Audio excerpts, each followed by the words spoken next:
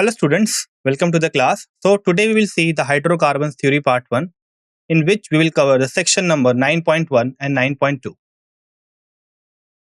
So this is our disclaimer. Now once you have attended this lecture, you will be able to classify hydrocarbons based on the types of carbon-carbon bonds present and the structure of the carbon chain. Also, we will see the IUPAC system for doing the nomenclature of alkanes. So let's begin our class. Before that, we shall also look at the specific sections of the NCERT that we are going to cover. So first of all, I said that we are going to cover section number 9.1. So its name is Introduction and Classification. Then the 9.2 section name is Alkanes. After that, in 9.2, we will cover the 9.2.1, which is Nomenclature and Isomerism. So these are the three topics according to the NCERT which we will cover. Starting with the classification of hydrocarbon. Now, let us begin by defining hydrocarbon. Notice that these are organic compounds made up of only two types of elements, which are carbon and hydrogen. Hydrocarbon are broadly classified further as saturated hydrocarbon. So this contain only one single bond between each carbon atom, and the common example would be methane. Okay. So basically the carbon should only have single bond. So that is the basic idea. If it is connected to a different carbon, in that case also, the connection should be through the single bond only, not the double or triple bond. Then next we have the unsaturated hydrocarbon. So this contain at least one double bond or triple bond between carbon atom. For example, ethene has a double bond, whereas ethine has a triple bond. So here is a visual summary showing the differences between saturated and unsaturated hydrocarbon. Next, the saturated hydrocarbon can be classified as acyclic and cyclic. So acyclic compounds are those which have an open chain structure containing only single bond between the carbon, whereas the cyclic compound are those which have no unsaturation. Okay, they have no unsaturation. Whereas if I talk about the unsaturated hydrocarbon, they can be also classified further as alkene, which are containing double bond. Then we have alkyne containing at least one triple bond. And lastly, we have aromatic system, about which we will study in the upcoming lecture. Today, we will discuss only about alkanes. So first notice that alkanes are called saturated hydrocarbon. This means no double bond or triple bond is present. The term saturated is important because it tells us about the stability and reactivity of these molecules. After that, we will focus on the bonding in alkane. So alkane contain only single bond between carbon atom, which we write it as C-C. This single bond make alkanes less reactive compared to other hydrocarbon like alkenes or alkynes, which have double or triple bond. Methane is the simplest alkane and is a good starting point for us. It is commonly found in coal mines and marshy areas where it forms naturally. Methane's simple structure making it a building block for understanding larger alkanes. Let us see how we can build larger alkanes from methane. So this process helps us understand the systematic way in which organic molecule grow. We will look at each step in detail, starting from the simplest molecule. We begin with methane, which has only one carbon atom surrounded by 4 other hydrogen atoms. So this is the foundation for all other alkane. Remember, every new alkane is made by modifying this basic structure. To create the next alkane, we replace one hydrogen atom in methane with a methyl group, which is written as -CH3. This simple change increases the carbon chain by 1, giving us ethane. So this pattern continues as we build larger alkanes.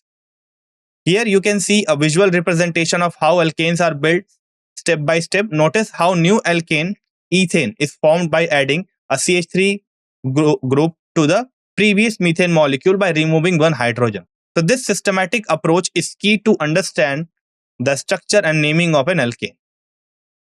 Moving on further, now we will talk about the homologous series of alkanes. So It's a group of organic compound having same general formula for alkanes. This means every compound fits a special pattern in their how their atoms are arranged. So this helps us to predict the formula for any alkane if we know the number of carbon atoms. Next, so these compounds have similar chemical properties as well.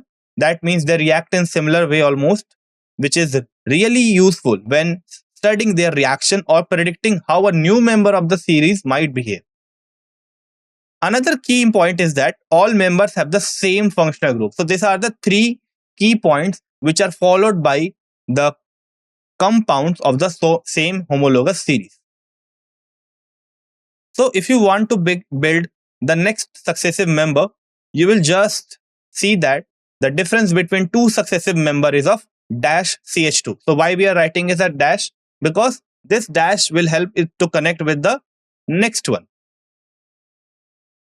So follow the general formula. So the general formula for alkane is CnH2n plus 2, where N is the number of carbon atom. And remember, N should be greater than 1. So this formula is a quick way to check if a compound is an alkane or not. Remember, recognizing this pattern helps you name and identify the alkanes systematically. Moving on further in this homologous series of alkanes. Now let us look at some specific examples of alkane. Seeing real examples will help you to recognize the pattern in their structures and formulas. So we will begin with the first member of the alkane series, which is methane. So the formula for methane is obviously CH4. For N, the value of N should be what? It will be 1 if you take it according to the formula. So here the carbon is attached to two four different hydrogens. Remember, the meth prefix always means one carbon. Now let's move to the second member of the alkane series. Notice how each new member adds a CH2 group to the previous one. See, if we add a CH2 group to methane, then we will get CH4, C2H6. Okay, so this shows the stepwise increase in the number of carbons and hydrogens as we move up the series. So here the value of N is 2 because the number of carbon atom is 2. What about the third member of the alkane series? Again, we will add another CH2 group to the previous alkane.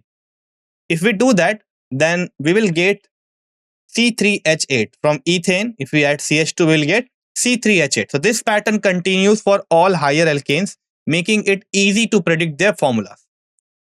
Now, this compound will be named as propane with the molecular formula C3H8, and here the value of N will be 3, where prop means 3 carbons. Now we can just have a visual representation of these few alkanes. So take a moment to see how each structure builds on the last by adding a CH2 group. So this pattern is key to understand the homologous series. Now let us start by looking at the structure of methane, which is the simplest hydrocarbon with the molecular formula CH4. So notice that the carbon in methane undergoes what we call as sp3 hybridization. This means that one s and 3p orbital mix to form 4 identical hybrid orbital.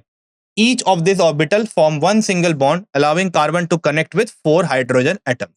Now, here you can see a visual representation of methane structure. Notice how the 4 bonds are arranged as far apart as possible, forming a 3-dimensional shape. This model helps us understand why methane does not look flat. It is actually shaped like a pyramid with the carbon in the center. Now, each of those hybrid orbital form carbon overlap with the 1s orbital of a hydrogen atom. This overlap creates 4 sigma bonds, which are strong direct bonds that hold the molecule together. Okay, take a look at the image shown below, which shows the bond angle in methane. So the C has a bond angle with both H as 109.5 degrees, which is the perfect angle for a tetrahedral shape. So this arrangement minimizes repulsion between the electron pair, making the molecule very stable. To sum up, methane has a perfect tetrahedral geometry with all HCH bond angle at 109.5 degrees or 109 degrees and 28 minutes. Let us start now by looking at the structure of ethane, which is C2H6. So here you can see a diagram showing the bonding in ethane.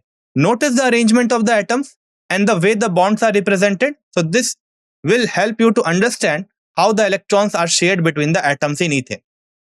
So first of all, each carbon atom in ethane is sp3 hybridized. This means that the carbon's atomic orbital mix to form 4 equivalent sp3 hybrid orbital which arrange themselves as far apart as possible.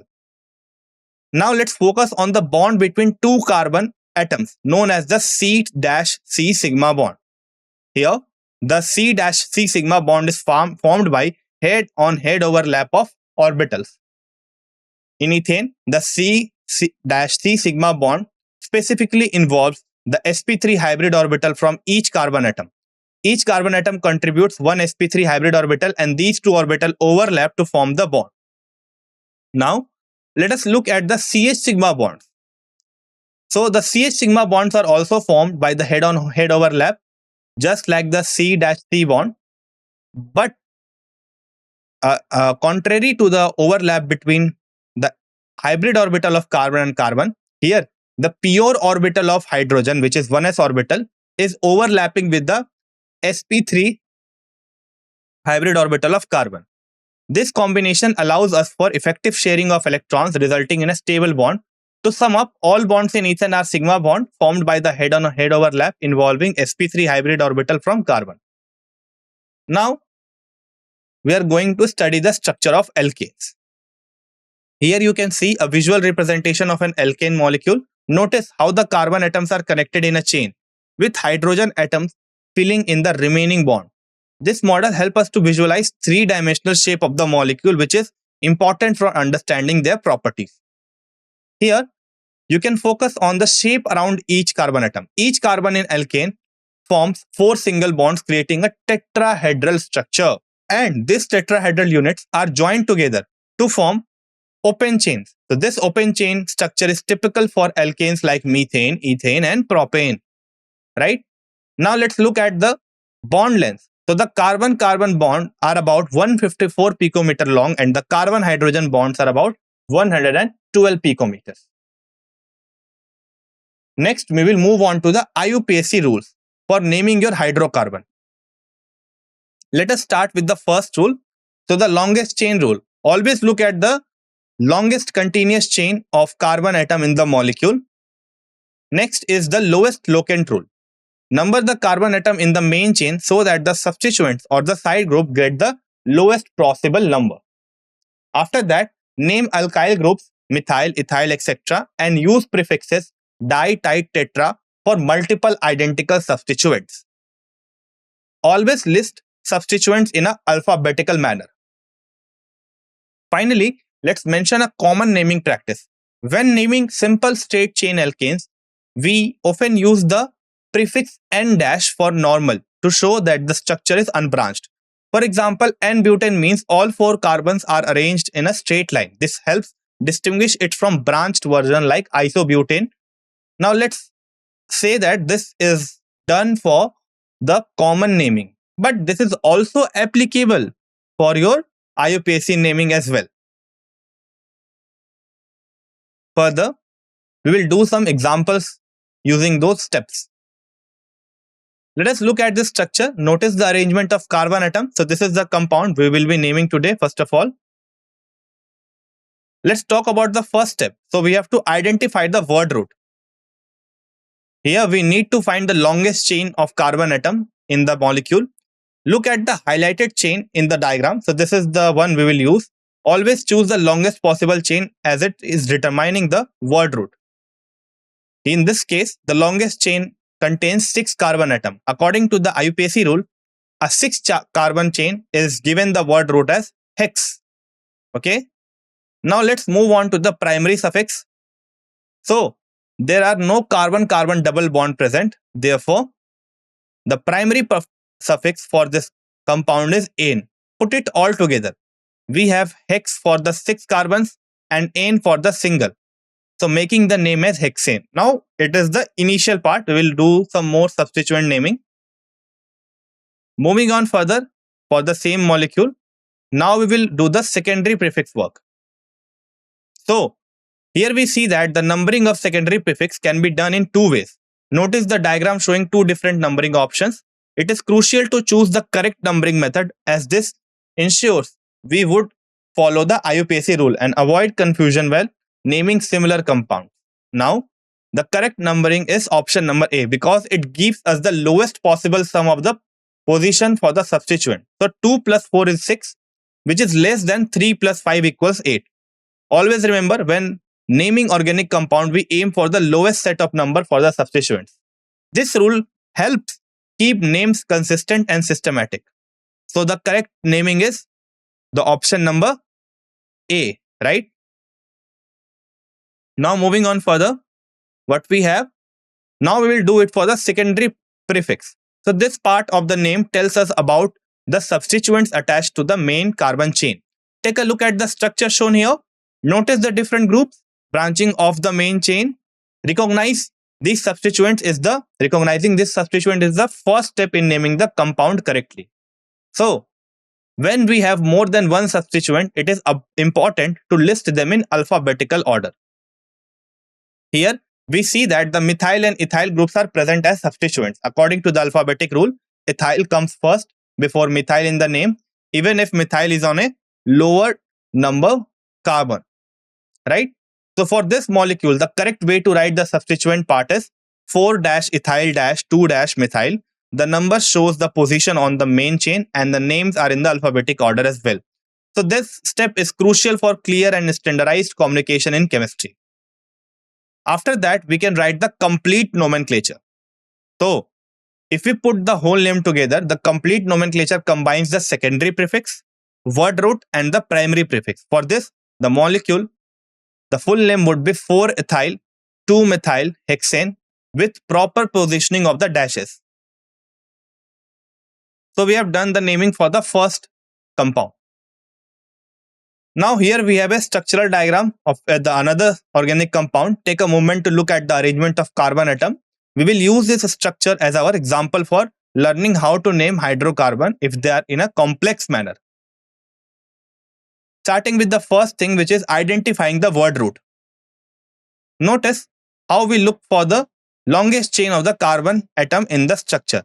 This chain determines the base name of the compound. It is important to count it carefully and make sure we are not missing any longer possible chain, right?